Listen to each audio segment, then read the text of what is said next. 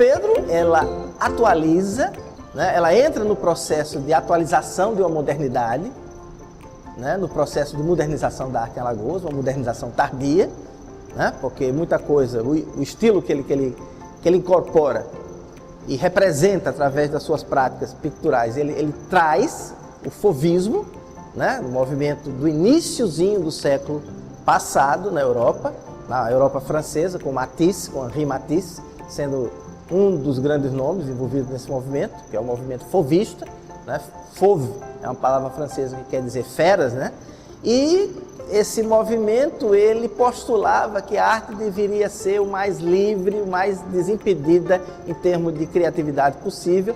E nesse processo eles elegeram, sem querer querendo, né? Porque eles não queriam saber de postulados acadêmicos nem nada, então eles postularam o desregramento na forma de representar, nada de coisas, de normas academicistas, e uma liberação total da cor, né? Onde vai toda a emoção do artista fauve, selvagem, fera, né? E o Pedro está sendo hoje esse neofauvista, essa fera do modernismo alagoano.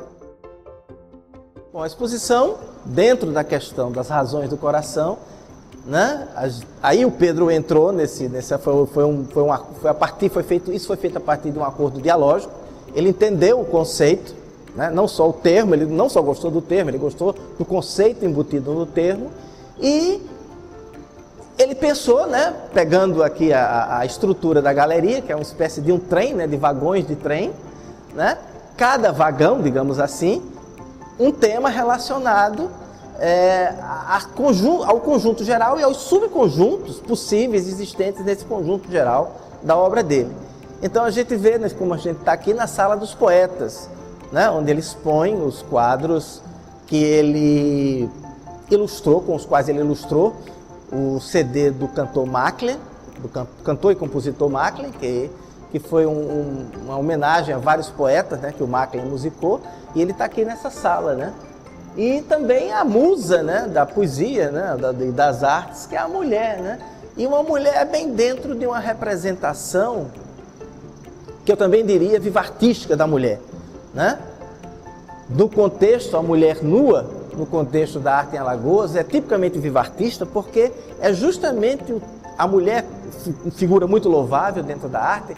Ela sempre foi apresentada, antes do vivartismo, como uma mulher no século XIX e da Idade Média, uma mulher burguesa, uma mulher senhorial, e a partir dos vivartistas, essa representação da mulher foi revolucionada simbolicamente, semioticamente, a partir do desnudamento dela, né? Como se essa mulher fosse liberada, ela pudesse ter acesso ao seu próprio corpo, né? Quando eu era criança, ganhei dos meus pais uma caixa de lápis. E aquilo me encantou muito. Aquele colorido, aqueles lápis que, na verdade, só tinha um lápis, que era o preto. E de repente ganhei uma caixa de lápis coloridos, com amarelo, verde.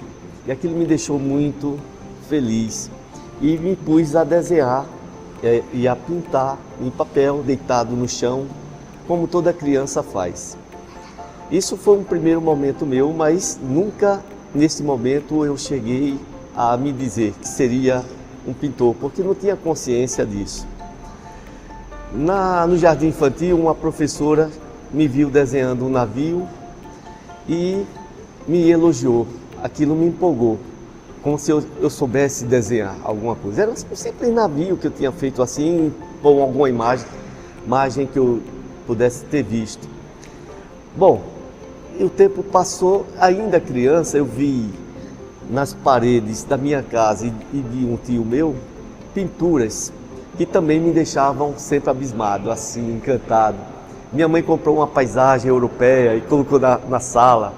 O meu tio tinha o inferno, o céu e o purgatório de Dante, que era um colorido extremado. Eu ia lá para a casa dele e ficava olhando aquele quadro, que depois vim ver que era o quadro de Dante, que aqui eu resolvi homenagear. E o tempo passou. Meus pais queriam que eu fosse médico ou engenheiro, mais médico, porque minha mãe era uma enfermeira, e não e não me dediquei a isso. Me encantei com a arquitetura. Parecia que havia algo que me levava ao desenho. Eu gostava mais de desenhar do que calcular, do que construir. E aí terminei entrando para a arquitetura. Na arquitetura, eu me encontrei com disciplinas como História da Arte, disciplinas que me mostravam fortemente um mundo diferente. E aí eu resolvi estudar com mais carinho a arte de uma maneira geral. Só que ela não era, para mim, algo de formação acadêmica. Eu me formei arquiteto e achei que estava satisfeito com minha profissão, estou, inclusive. Mas a arte, eu não tinha formação acadêmica. Tinha professores como Chalita, nos anos 80, que ensinavam aqui, Getúlio, mas eu nunca tive uma vontade extremada de querer fazer arte, ser artista plástico. Quando eu me casei e fui morar na minha casa, eu não tinha dinheiro para comprar os quadros. E aí eu resolvi me lembrar dos meus desenhos, meus traços e do que aprendi na arquitetura, e comecei a pintar meus quadros, recolhido, escondido, só tinha coragem de mostrar para quem ia me visitar. Então fiz uns croquis, umas faces femininas, uns desenhos modernistas, geometrizados, figurativistas, mas bem estilizados, como era o chamado traço de arquiteto. Mas isso nos anos 80, de uma forma muito tímida também. Depois resolvi experimentar a pintura a óleo, também para complementar as paredes da minha casa, de uma casa que eu tinha construído. E nesse momento eu comecei a sentir mais um carinho pela arte plástica, mesmo assim sem profissionalismo nenhum. Só recentemente, a partir até da indução do trabalho do Macklin, quando ele pediu para... Eu já estava fazendo umas telas antes, assim, mas sem muita empolgação ainda. E o Macklin, então, me pediu se eu poderia ilustrar o CD dele, esses poetas. O tema era interessante e o Macklin era um ex-estudante de arquitetura e uma figura adorável, gosto muito da música dele. E em razão disso, eu topei. Ele só teve que adiar um tempinho, ele disse que foram 2 anos, eu acho que foi menos. E resolvi, dessa forma, ao invés de fazer um croquisinho para cada poema, eu resolvi pintar uma tela para cada poema. Eu resolvi não me concentrar numa corrente só. Apesar de admirar o fauvismo, mas eu não queria ser exclusivamente um fauvista ou repetir o fauvismo.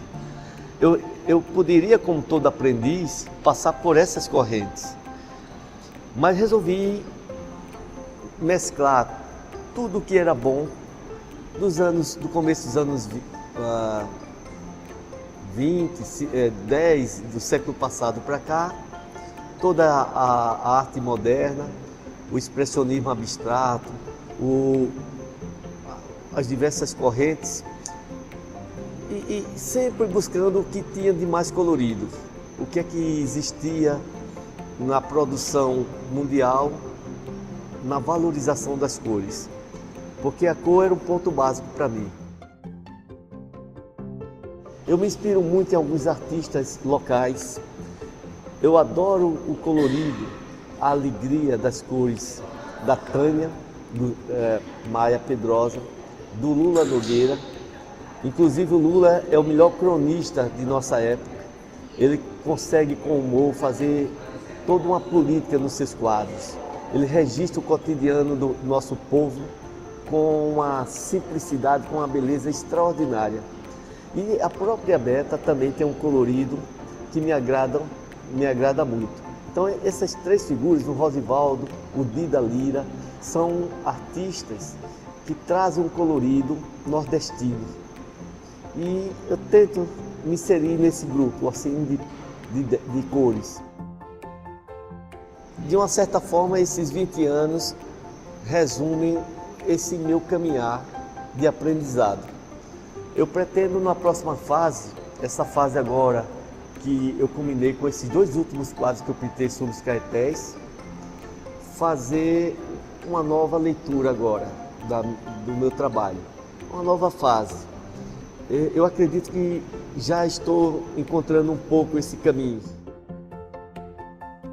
Na verdade, essas 2 telas aí, elas têm uma interpretação gráfica que eu necessitei fazer para poder mostrar nessa quadrilogia sobre os caetés um pouco que os índios ainda estão sendo dizimados e são vítimas na nossa sociedade.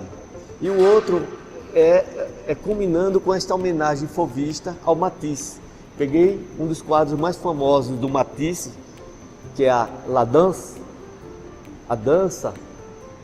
Matisse era um sujeito europeu culto que pensava no bem, no meu entender. Ele não pensava no mal, na maldade. Então, este europeu seria bem-vindo nos nossos trópicos, não para vir controlar os nossos índios, tomar as nossas terras. Ele viria aqui para essa aliança, essa convivência. Então, o que é que eu fiz? Denuncio em 2 quadros que os índios foram vítimas, perderam suas terras, foram, através de uma bula papal, incriminados, canibais, quando na verdade eram índios, um povo que era chamado Cambembe, que na língua tupi, salvo engano, andei lendo isso no livro Calunga, de Jorge de Lima, Cambembe, numa interpretação de Alfredo Brandão, de Viçosa, no livro Viçosa, dizendo que Cambembe vem de Camembe, que quer dizer Caamato, e Membe quer dizer flauta. Então, o Caeté era o povo do mato que tocava flauta. E ele tinha música. Pode ser até que historicamente tem informações claras do canibalismo deles. Mas esse canibalismo era na guerra contra outras tribos. E ele comia os outros corpos como forma de adquirir a força do inimigo. Era incorporar isso. Um náufrago não era uma intenção deles, eles tinham comida farta, peixes, caças, frutas, não era isso. Então, a meu ver, eles foram utilizados pelos próprios portugueses, porque o bispo Dom Pedro Sardinha tinha uma briga enorme com o governador na Bahia, com o filho do governador, que era um sujeito de vida devassa. Tinha briga com os jesuítas, que queriam uma missa com o canto e a música dos índios, mas o bispo era aquele tradicionalista que queria os cantos gregorianos, aquelas músicas diferentes da igreja tradicional, e não aceitava isso. Então ele arranjou vários inimigos. E há quem diga, alguns historiadores contam que ele foi assassinado e depois colocaram a culpa aqui nos pobres canibais, né, entre aspas, nos caetés. E tomaram as terras, dizimaram os índios. Mas se você vê uma bandinha de pife tocando por aí, saiba que a origem é Caeté.